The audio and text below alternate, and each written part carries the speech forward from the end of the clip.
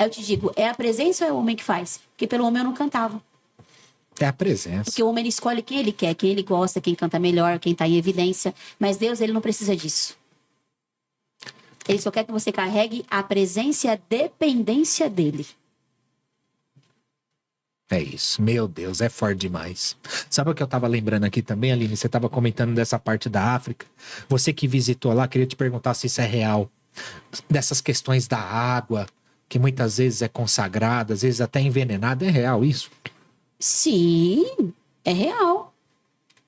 Primeira vez que eu fui para a África, o pastor me deu um discipulado que me convidou. Ele disse, você vai agir assim, você vai fazer assim, você vai se comportar assim, você vai fazer assim. E uma das coisas que ele falou para mim é, não aceite água de ninguém que você conheça. Já é comum, então. É, não aceite água, porque às vezes alguém te conhece, sabe que você vai estar aqui, você tem redes sociais, e tem muitos bruxos que andam aqui, feiticeiros, e eles podem jogar uma magia na sua água e você tomar e você morrer na mesma hora. Meu Deus. E a sede? Eu fui com a minha garrafinha d'água.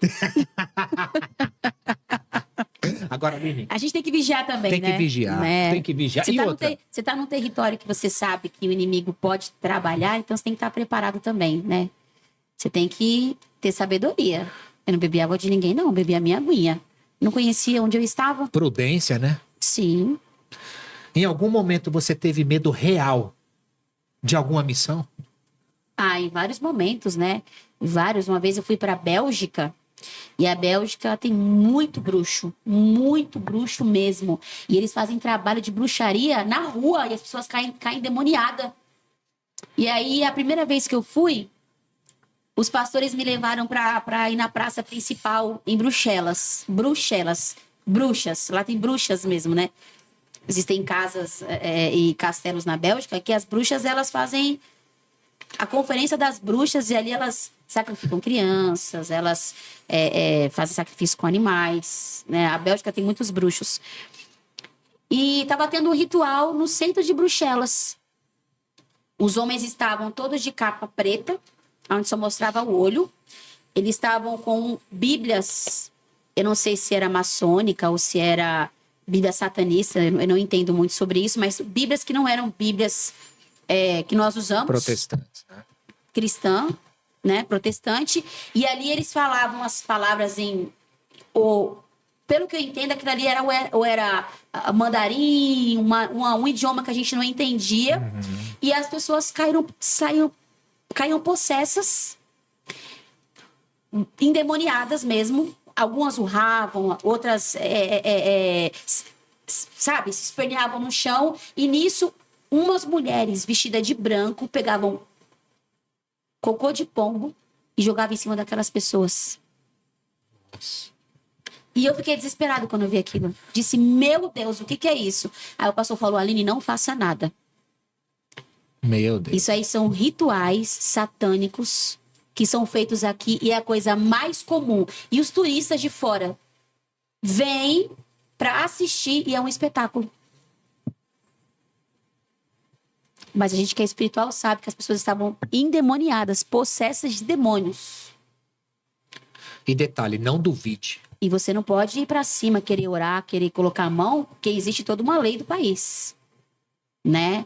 De repente você vai para cima querer expulsar, eles podem te bater, você pode até ir preso, você tá num ambiente que não é o seu país. Então, assim, o Brasil é laico, né? Lá a gente já não conhece tão bem. Eu ia falar exatamente. Então você tem que ter essa sabedoria. A gente que viaja muito, você não pode querer também ultrapassar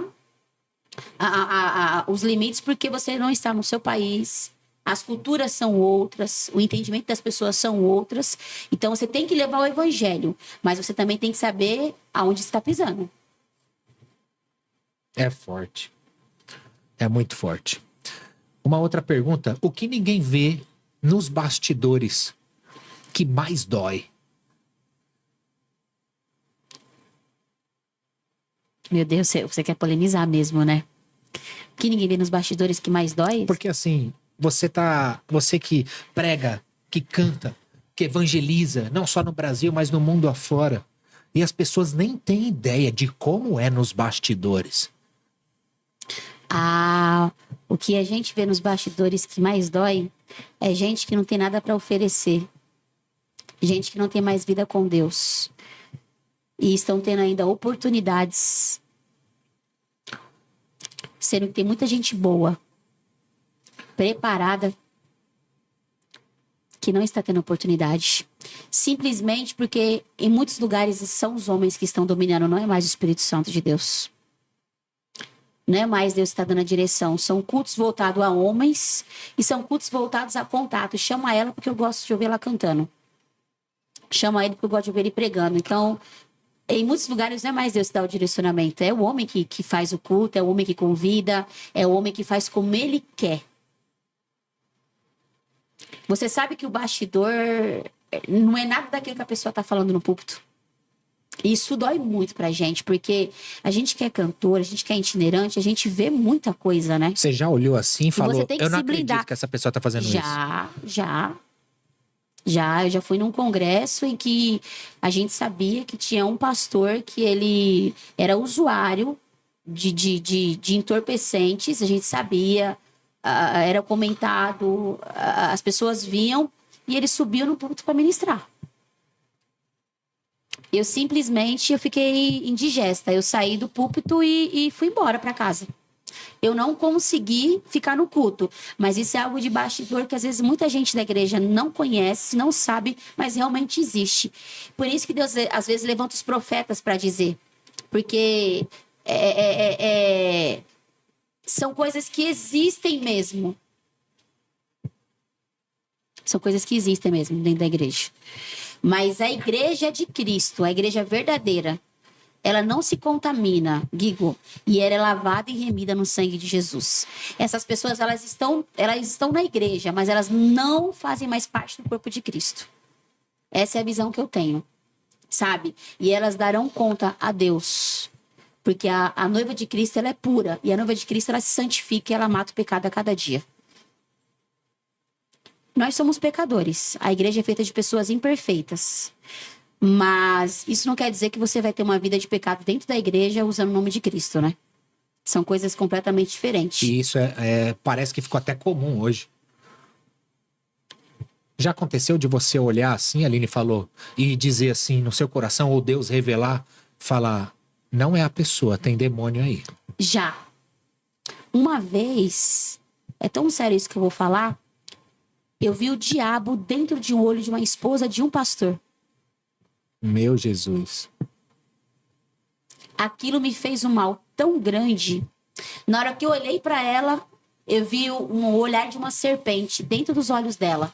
Os olhos dela ficaram vermelhos, esbugalhados, como se fosse de uma serpente. E eu vi como se uma seta entrasse dentro do meu coração. E eu fiquei paralisada e comecei a chorar. Eu chorava muito. E aí eu falei pro meu marido, vamos embora agora. Porque se eu te disser o que eu vi, você não vai acreditar.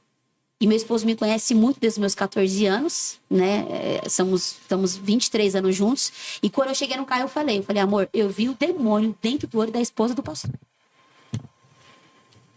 E ele falou assim, vamos orar, porque se Deus te mostrou, é porque Deus quer te mostrar algo. E aquilo mexeu muito comigo, porque eu comecei a falar para Deus, Senhor, como é que pode estar no púlpito, ser esposa de um pastor, mas eu vi o demônio dentro dos olhos dela como se fosse uma serpente. Aí o Senhor falou para mim, eu já estou te mostrando o que muita gente não viu, mas eu estou mostrando para você. E o que você aprendeu disso, Aline? Tipo, é Deus mostrando para você interceder por essa pessoa, para ela ser liberta? É Deus mostrando que nem todo mundo que está dentro da igreja é crente. E qual a ação do crente, do cristão, mediante a isso? Orar. É muito importante você orar e você vigiar, porque senão você vai ficar igualzinho a pessoa, né? Se você der legalidade a Satanás, você é usado pelo diabo dentro da igreja. Já aconteceu, Aline, na sua carreira, de você entender e falar, peraí, eu preciso parar, eu não quero me perder? Sim, eu já recusei com vários convites. Porque eu não canto para fazer sucesso, nem para ser famosa. Eu canto porque Deus me chamou com um propósito e eu obedeci à voz de Deus. E tem lugares até hoje que eu não canto. Eu prefiro não estar. Porque eu sei que ali já não tem mais a presença de Deus. É mais um status, é mais um ponte gospel. E para mim não se contaminar e para mim preservar aquilo que Deus me deu, eu prefiro não ir. É difícil recusar.